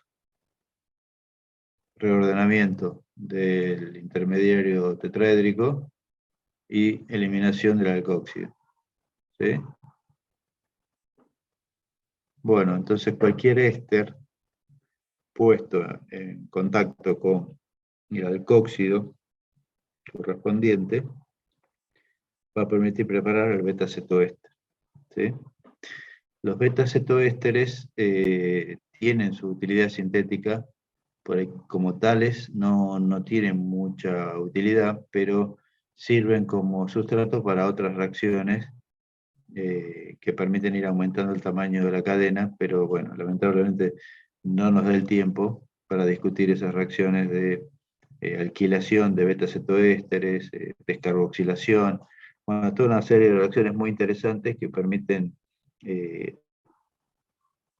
transformar este tipo de moléculas en moléculas un poco más complejas. Si tuviéramos más tiempo, daríamos eso, que también es parte, está en el mismo paquete, ¿sí? Que si no queda medio descolgado esto. La condensación de Claisen, como tal, mucho no sirve.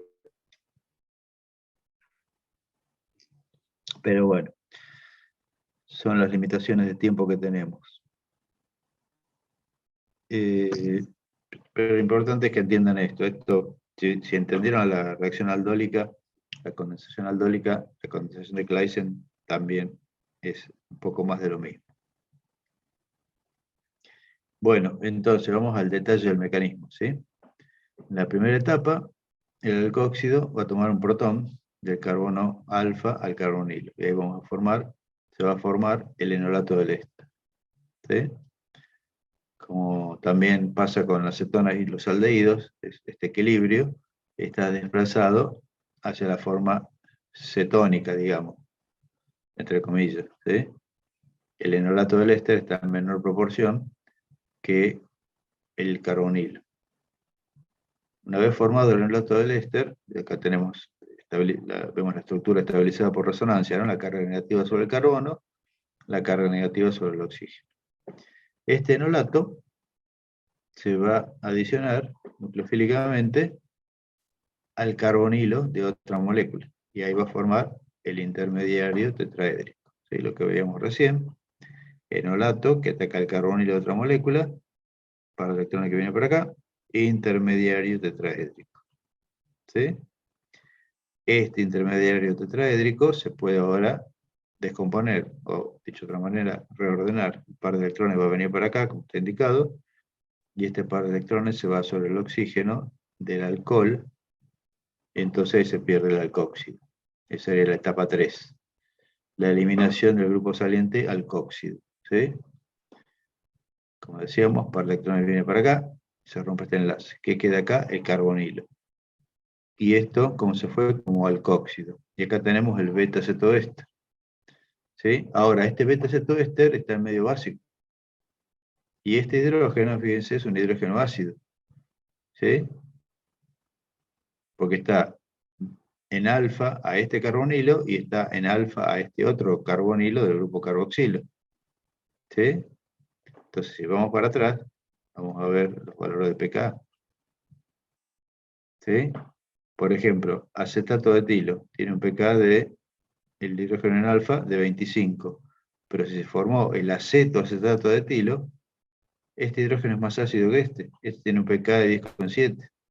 ¿Está bien? Entonces estamos en medio básico, el tóxido de sodio, que es la base que se utiliza para la autocondensación, o dicho de otra manera, la condensación aldólica del acetato de etilo, ¿sí? Se obtiene este compuesto. Pero este compuesto, una vez preparado, tiene un hidrógeno de mayor acidez que este. Porque el enolato que se va a formar acá está estabilizado por resonancia con este carbonilo y con este otro. Por lo tanto, en medio básico vamos a tener no el producto así como tal, sino la sal de sodio. ¿Sí? Acá vamos a tener el enolato del producto. ¿Sí? Primera etapa, formación del enolato. Segunda etapa, adición nucleofílica. ¿Sí? Tercera etapa, eliminación del alcóxido. Pero estamos en medio básico, por lo tanto, pasa esto. El alcóxido se lleva el protón, el beta-cetoéster tiene un pK del orden de 11, bueno, como vimos ahí, 10 y pico en esta tabla. Otros autores tiran un valor un poquito más redondeado, 11, ¿sí? Por lo tanto, va a pasar esto. Y esto se desplaza hacia el enolato estabilizado por resonancia. ¿Sí? Se ve, ¿no? Que este hidrógeno es más ácido que el hidrógeno inicial del éster, el hidrógeno en alfa del éster. Por lo tanto, este ion enolato estabilizado por resonancia está formando la sal de sodio. ¿Sí? Carga negativa acá, que puede estar estabilizado sobre este oxígeno o sobre este otro. Y cuando esto se le agrega agua en medio ácido, recién ahí tenemos el beta-cetoéster. ¿Sí? Bueno, esto observen el agregado, ¿no? De esta pregunta, como para que les quede claro que una vez formado el beta-cetoéster, lo que se tiene en realidad es el enolato de ese beta-cetoéster. Y para obtener el beta-cetoéster lo que hay que hacer es justamente agregar agua en medio ácido a la mezcla de reacción. ¿Sí? Hay que justamente acidificar la mezcla de reacción, porque obtenemos el enolato del beta-cetoéster. Cuando agregamos agua en medio ácido, recién ahí se obtiene el beta-cetoéster. ¿Sí? ¿Quedó claro?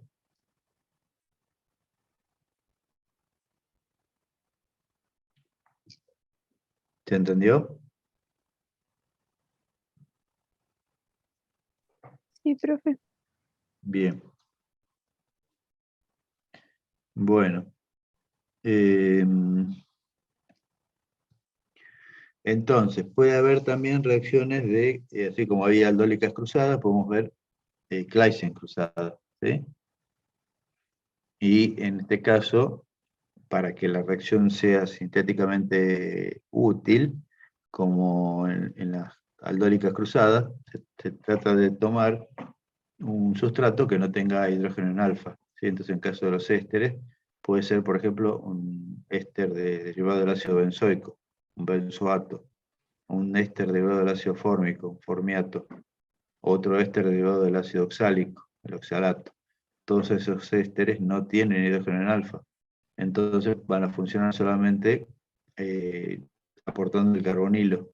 El otro éster va a formar el enolato, que va a atacar al carbonilo del éster que no puede formar enolato. ¿Sí?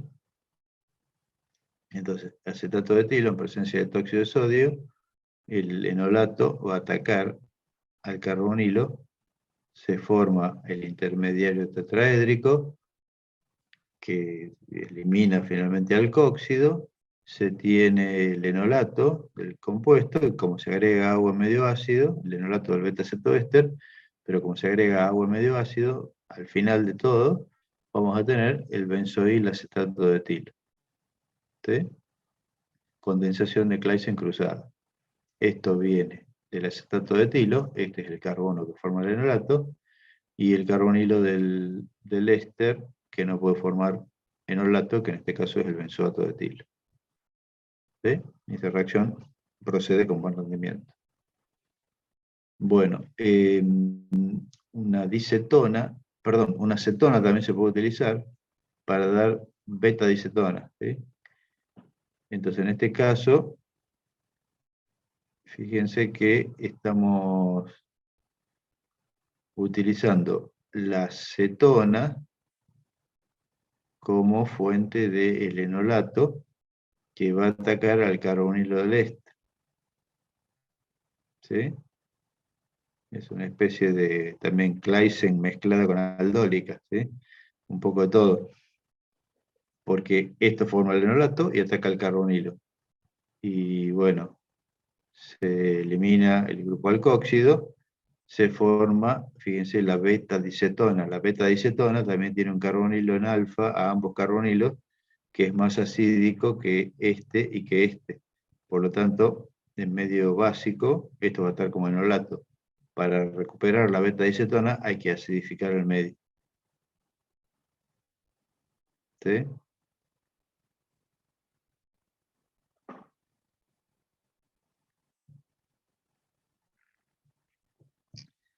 Bueno, y acá está un poco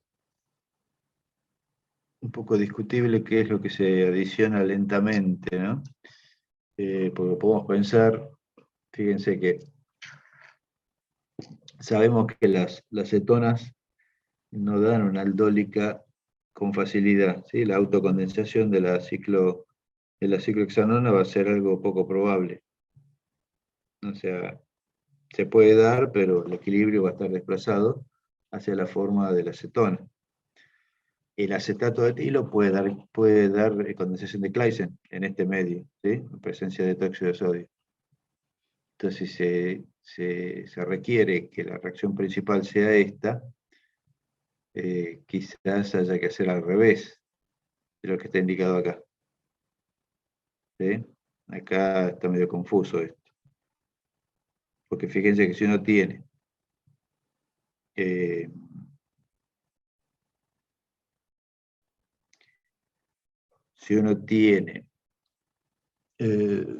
¿cómo habría que hacer esto?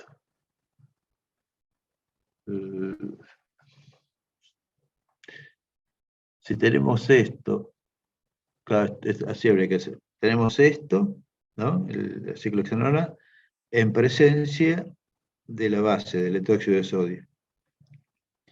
En ese caso, la probabilidad de la autocondensación de la ciclohexanona va a ser baja. ¿Sí? El equilibrio va a estar desplazado para esto, hacia este compuesto. Entonces, a ese medio le agregamos gota a gota el acetato de etilo. El acetato de etilo, en presencia del etóxido, va a formar el enolato. ¿Sí?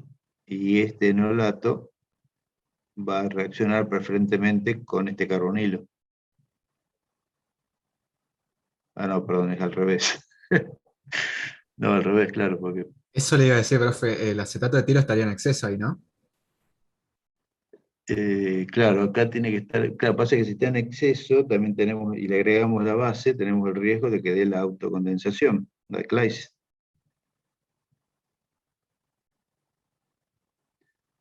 Eh,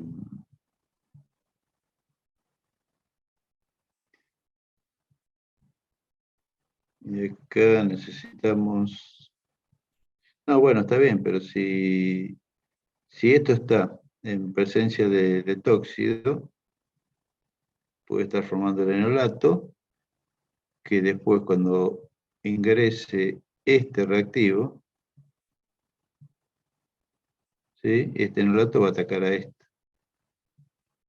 Porque sabemos que la autocondensación de este es pobre, entonces cuando va ingresando el acetato de etilo, este ataca a este, y ahí tenemos el producto. ¿Sí?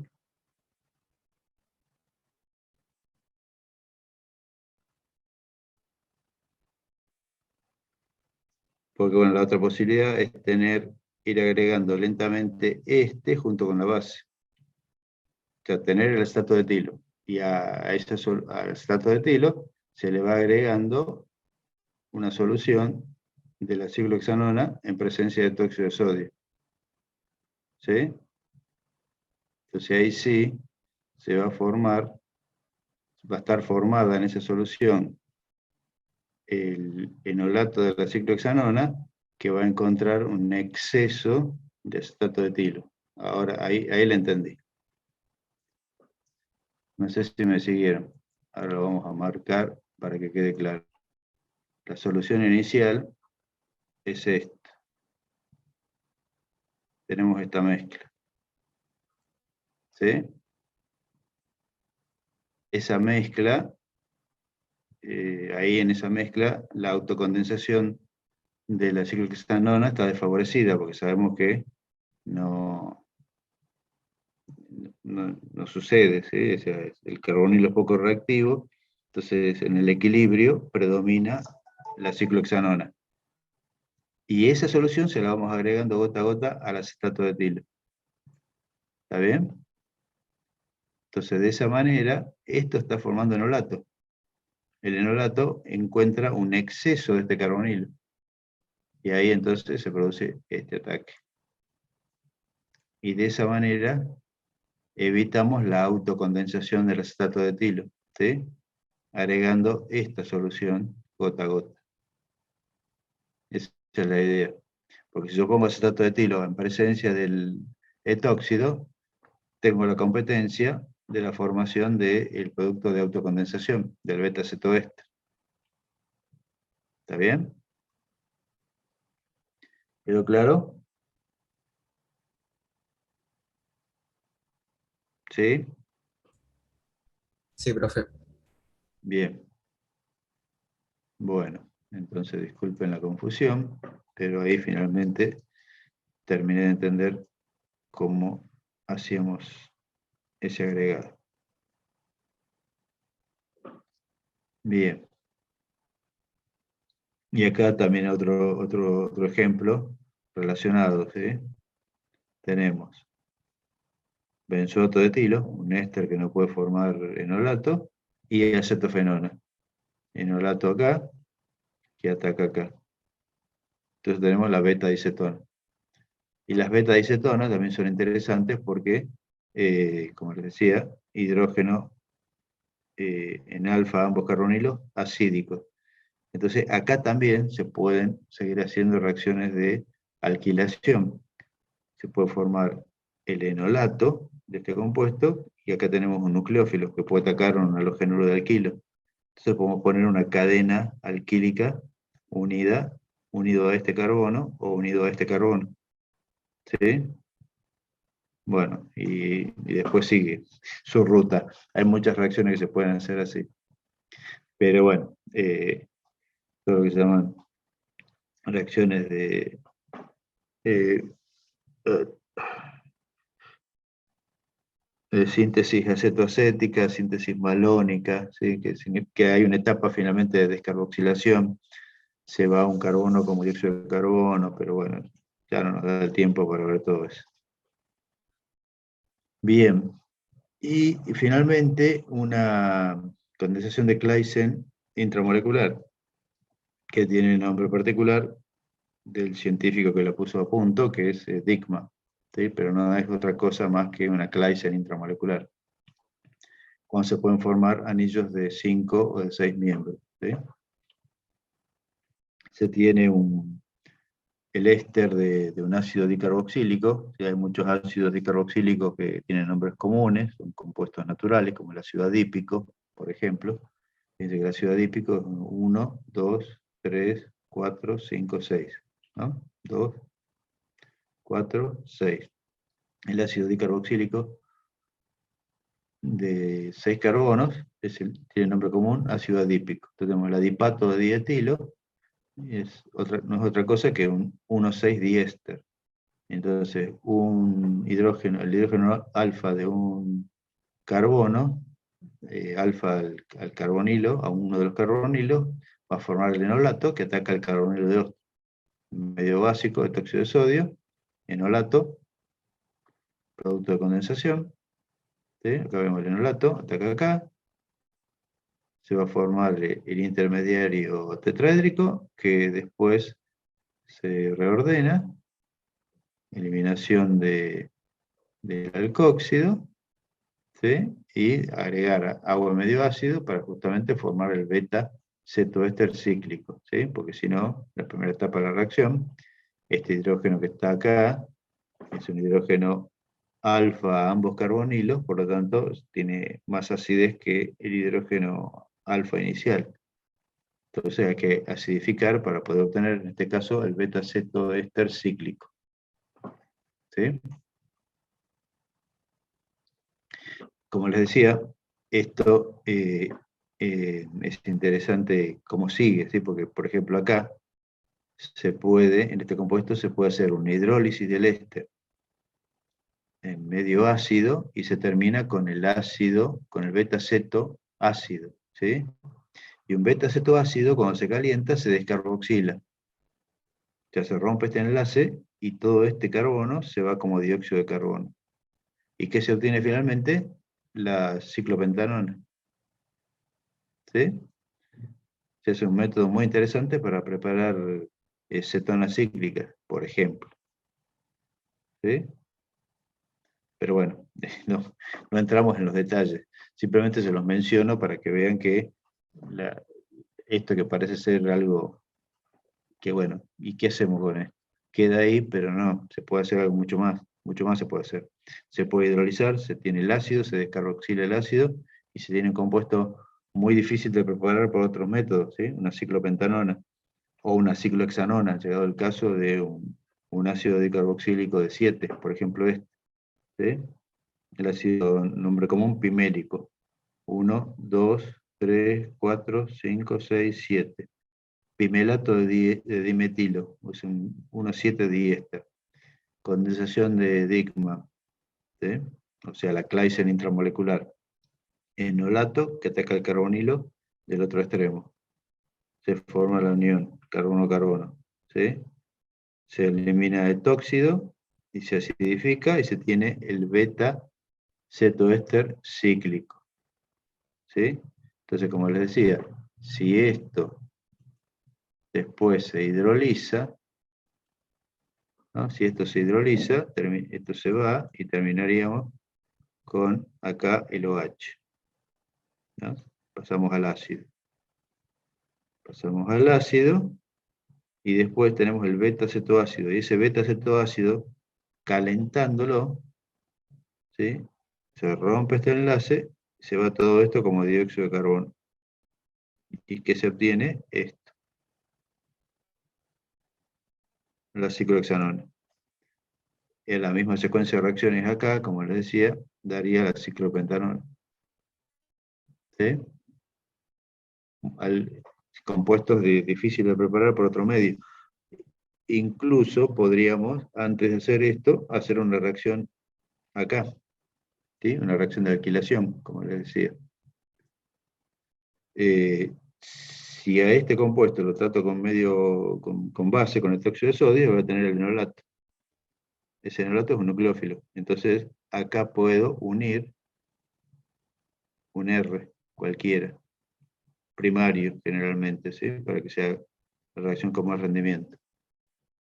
Entonces, una vez que pongo el R, después hago la descarboxilación, la hidrólisis para llegar al ácido y después la descarboxilación, entonces, ¿qué voy a obtener? Una alfa-alquil ciclopentanona. Y algo parecido podría obtener acá.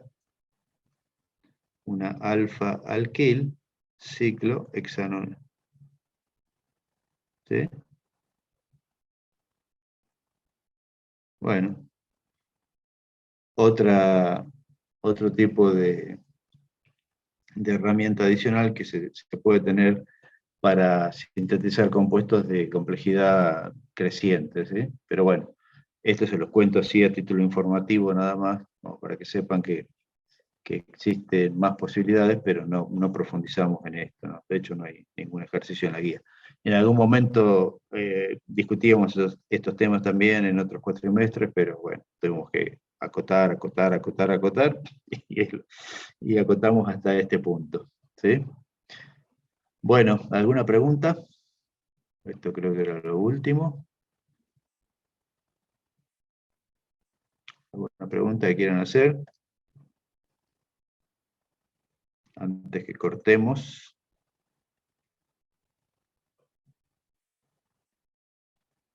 ¿No?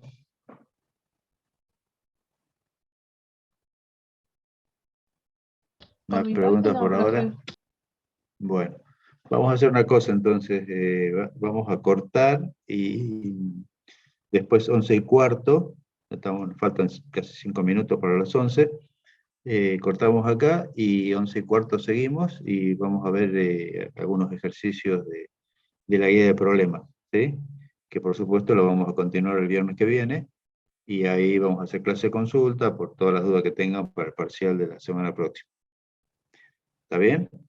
Cortamos ahora y continuamos con el segundo bloque, 11:15, ¿sí? Bueno, profe. Bueno, nos vemos.